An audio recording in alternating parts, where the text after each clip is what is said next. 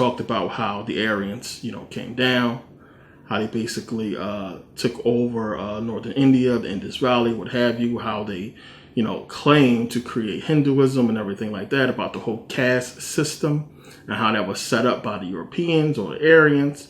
And we got into all that information. Now, I want to get into, to start this off, basically the reason why they claim to have created Hinduism, and the attachment, the connection that the Aryans have with Hinduism, so to speak. So now this basically really goes back to Akhenaten, believe it or not. So Akhenaten's father was Amenhotep III, but his father-in-law was Tushratta.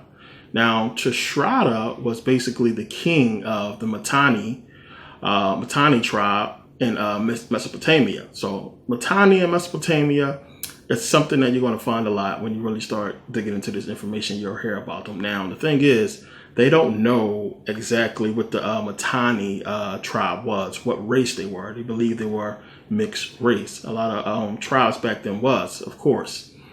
But the Mitanni tribe was a warrior tribe. And the whole thing with the Mitanni tribe and what they found in Mesopotamia is they found Indian gods. So they found Indra, Mitra, and Varun. So when they found these deities in Mesopotamia, they are, of course, not Mesopotamian gods. So the thing is, they figured, well, the language that these gods was written in Mesopotamia was in an Indo-Aryan language. So they figured that the Indo-Aryans created it or wrote it because, it's dated so long ago. So, of course, this is many reasons why you could find Indian gods in Mesopotamia. It could be, Indians traveling to Kemet who stopped and wrote something down. The information that they're giving us can be completely bogus. There's a lot of different excuses and reasons why they could have found what they found.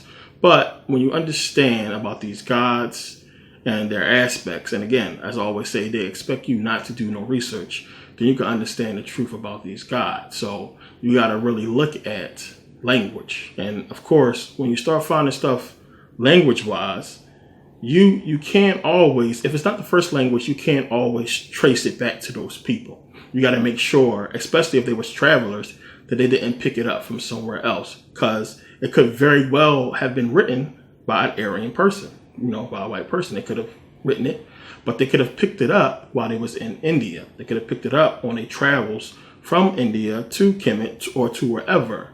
So these are things you got to take into context, and you can't just, this is one of the things they use to give the Aryans claim over Hinduism, but you can't just use stuff like this and just jump all over it and give them claim to a major, faith because of something like this. So now, the date of these writings about these Indian gods goes back to the 14th century BCE. Now, prior to that, we don't find any Aryan writings, of these gods, or really any type of gods. We don't find writings from Aryans about the gods that we know of. So, it's another reason why you can just kill that whole argument. And again, when these Aryans were traveling, it was picking up stories. And again, not all Aryans was in on conquest. Some of them was actually trying to fit in and just, start a family. Now, again, when you're doing your research and you start looking and finding these points or these civilizations or tribes where either the writer is saying we don't know the race, or they tell you straight out we don't know,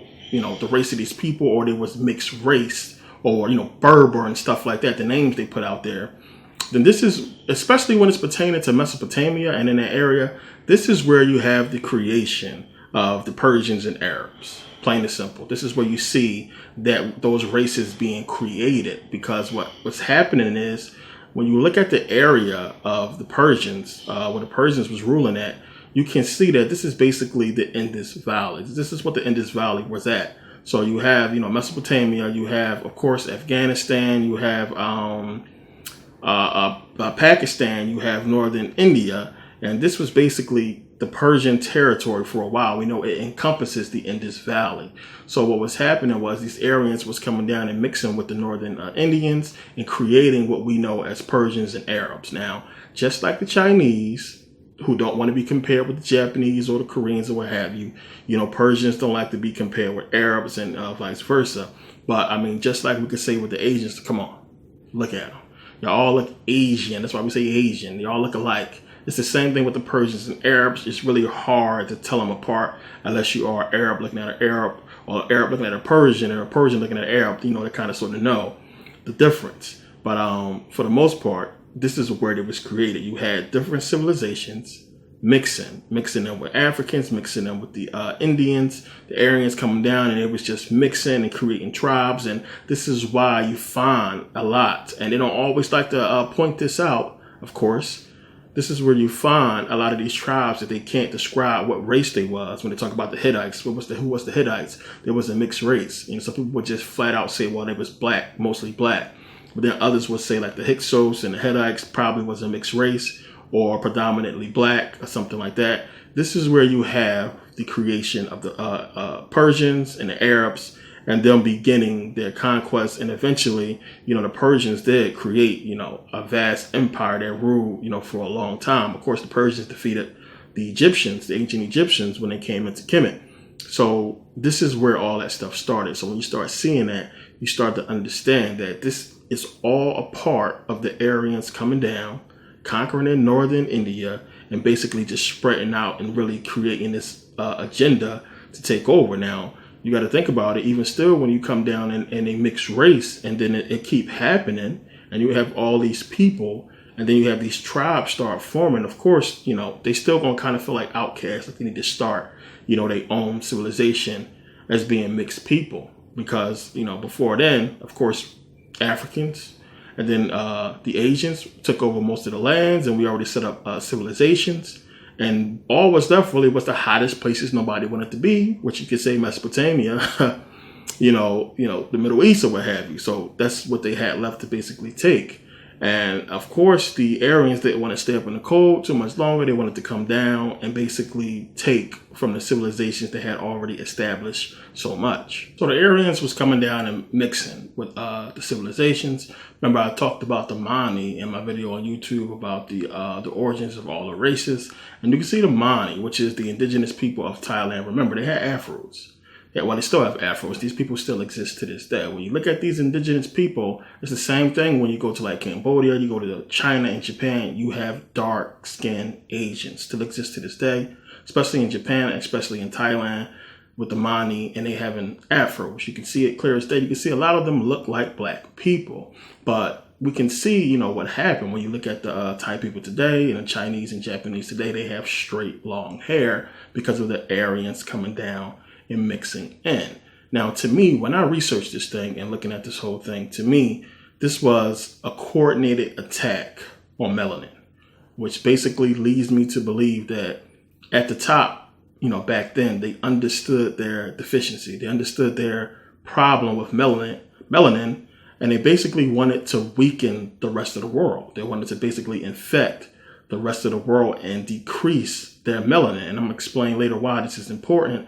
And I'm going to explain later why them mixing in, basically it's a good thing and a bad thing. But that's basically what they came to do. They came in, they weakened the people genetically weakened them and made them, less melanin, which melanin is a major thing. So when you understand that, think about that.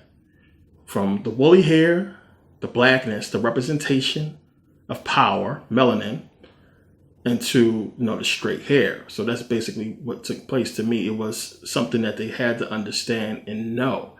Now, they did this because they wanted to basically get in power, and once they got in power, we seen the disappearance of the black gods from the ancient world. Remember, they gone. They got rid of them, and we seen the rise of these white gods, these unseen gods. And, when you look at Jesus and Buddha and Krishna and Vishnu, when you look at Jehovah, Yahweh, Yahweh, all that, these are all gods that's here to basically cover up the black gods, to hide the black gods, to reduce them to a level of secrecy that you can only discover their true origins and identity in secret societies. And it's basically what took place. It's basically what happened. You had all these governments basically get in on this because they themselves are in these secret societies and want to rise up in ranks. So they had to do their part. And again, you have to understand that one ruler at the top, he only think about himself. There is no way you can have one man representing an entire kingdom and not have a set of rules that's basically going to really govern him and limit his power as far as the effect he can have on the entire kingdom. You can't get that power to one person. But when you look at a president and people that had this power to do so much, I know we got a Senate and what have you, but the president has executive orders, so he can basically do what he wants.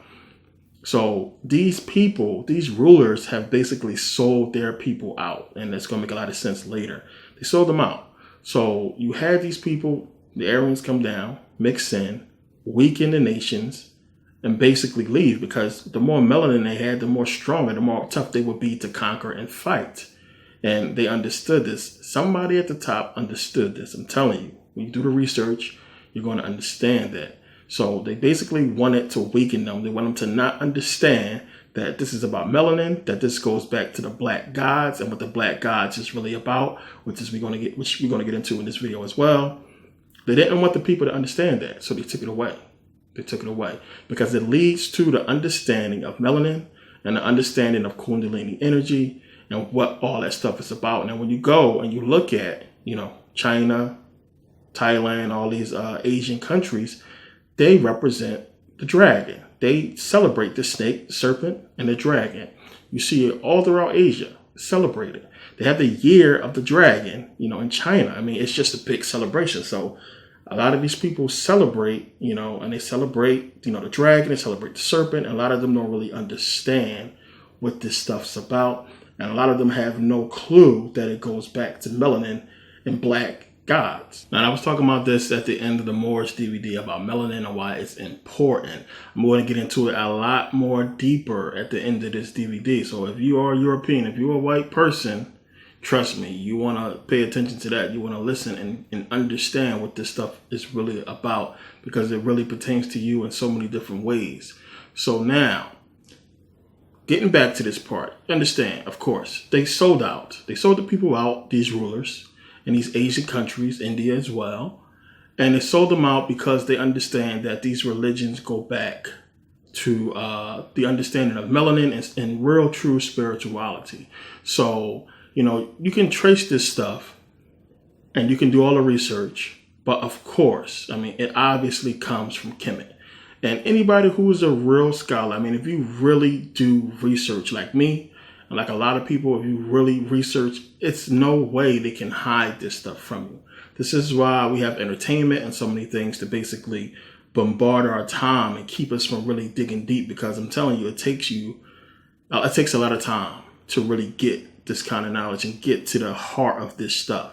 I know I just spit it out in videos like, it's all in one book, but I'm telling you, it takes a lot of research and trial and error and really digging and doing research to really get to these points. And they know you don't have time for that. So, they think you're stupid. But anybody who has learned or who really does research can easily look at these gods. And when you start reading about them and understanding what they represent and their stories, you can clearly trace them back to Kemet.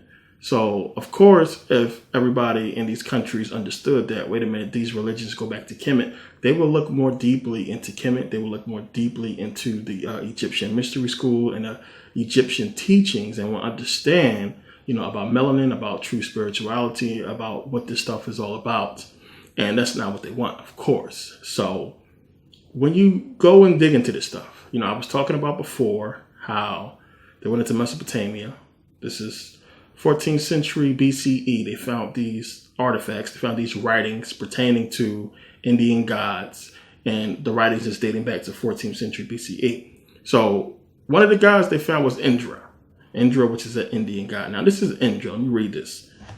It says, Indra, in Hindu mythology, the king of the gods. Remember that, the king of the gods. He is one of the main gods of the Rig Veda, which is basically a Vedic Sanskrit writings, and is the Indo-European cousin of the German Wotan, Norse Odin, Greek Zeus, and Roman Jupiter. Now understand that Indo-European, how they try to blend it in with these white gods.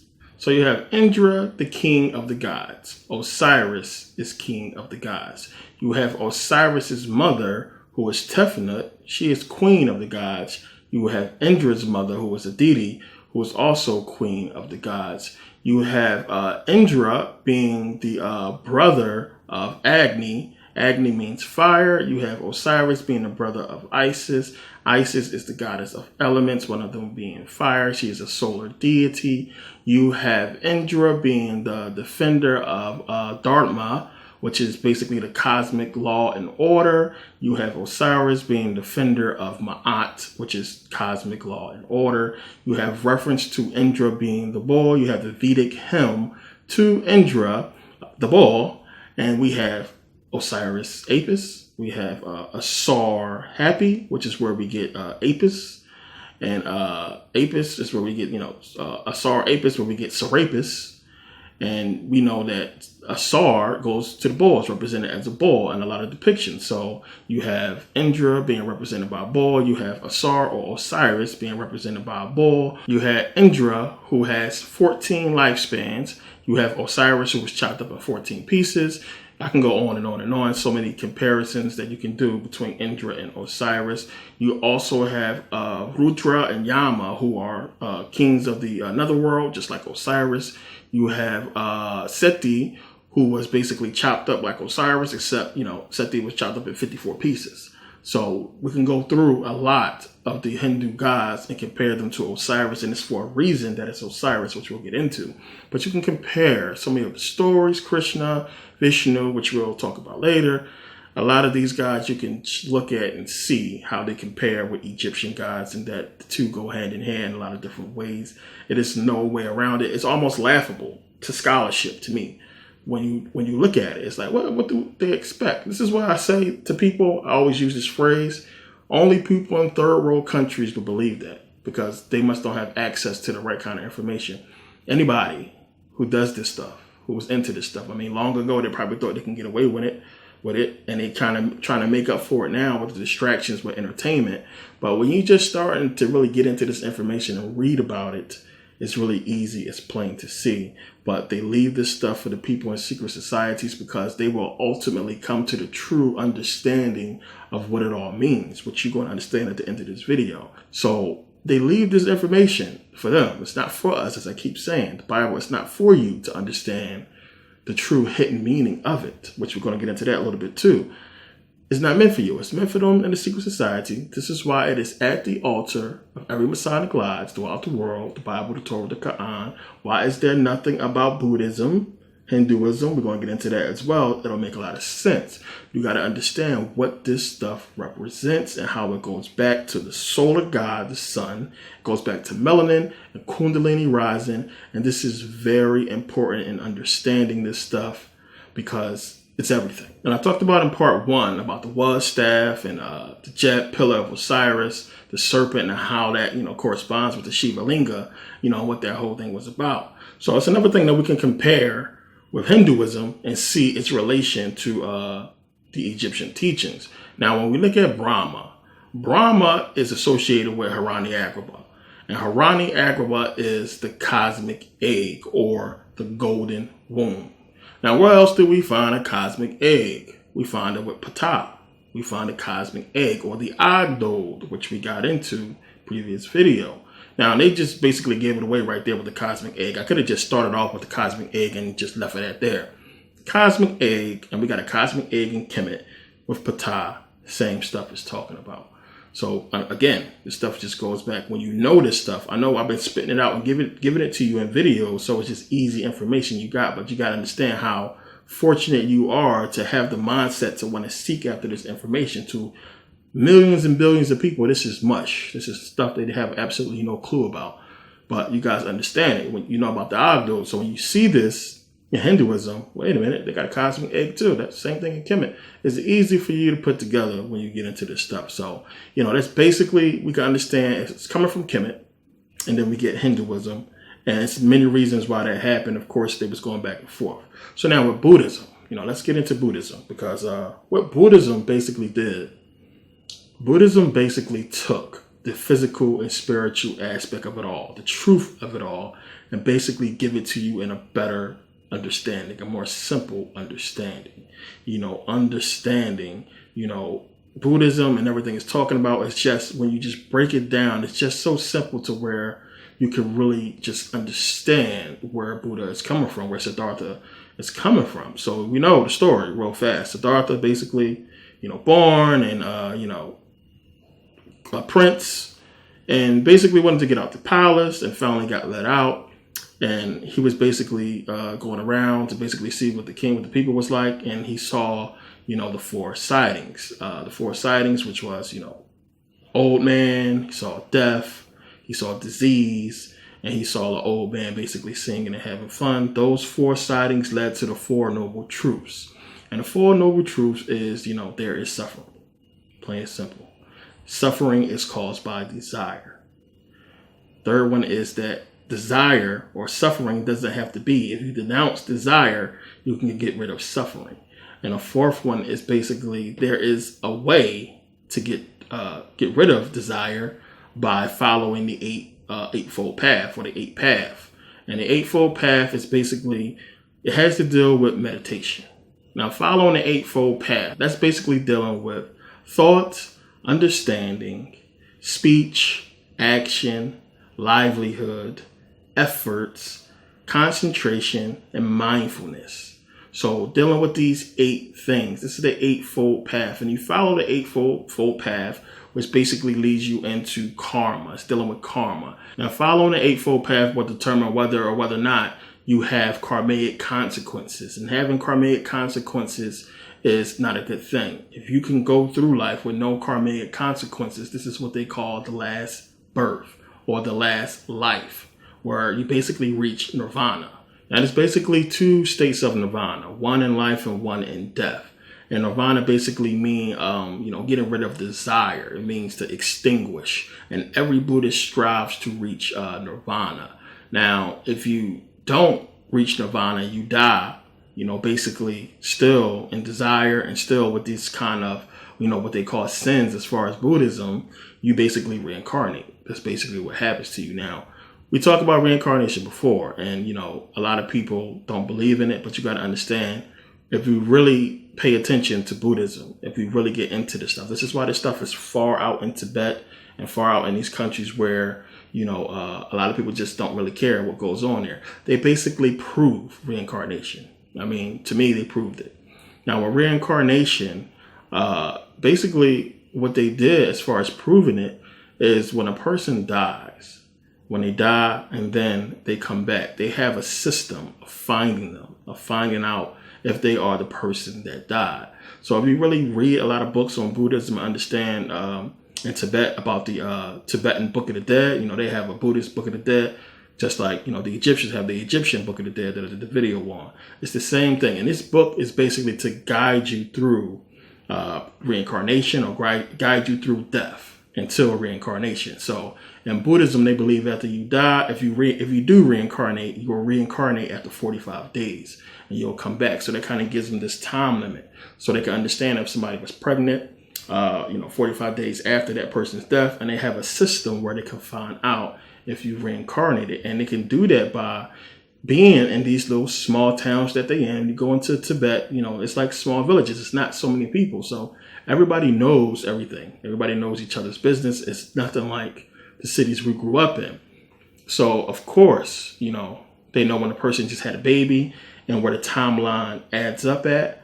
And then sometimes the baby or the child, when it's a little bit older, they'll find out that they have a birthmark, the same birthmark in the same spot as the person that died, or I would have traits of somebody who died. And since everybody know each other, the person will pick up on it like, hey, you remind me of such and such. In a lot of cases, like these kids, they be talking about people they shouldn't know exist, that came from a past life and things like that.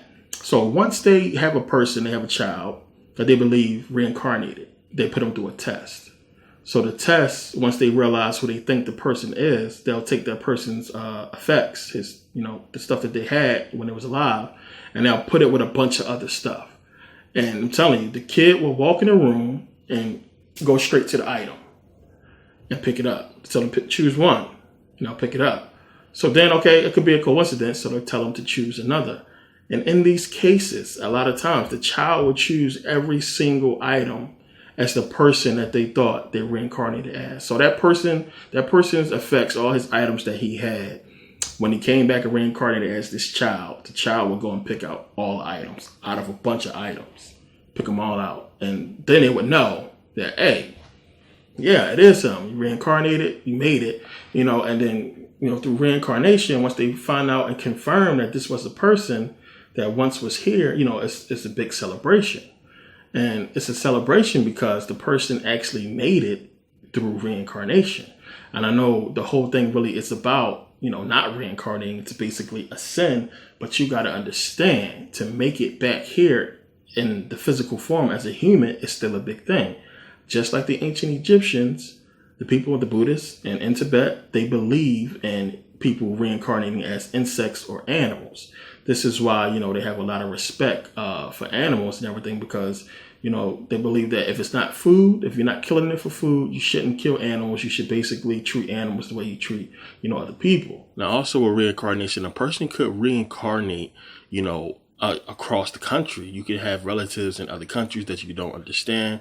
How we do DNA tests and you realize you got people that you descend from another country. So you can also reincarnate across countries, across, cities and towns, not just within the same town. And we see that a lot where people reincarnate across country.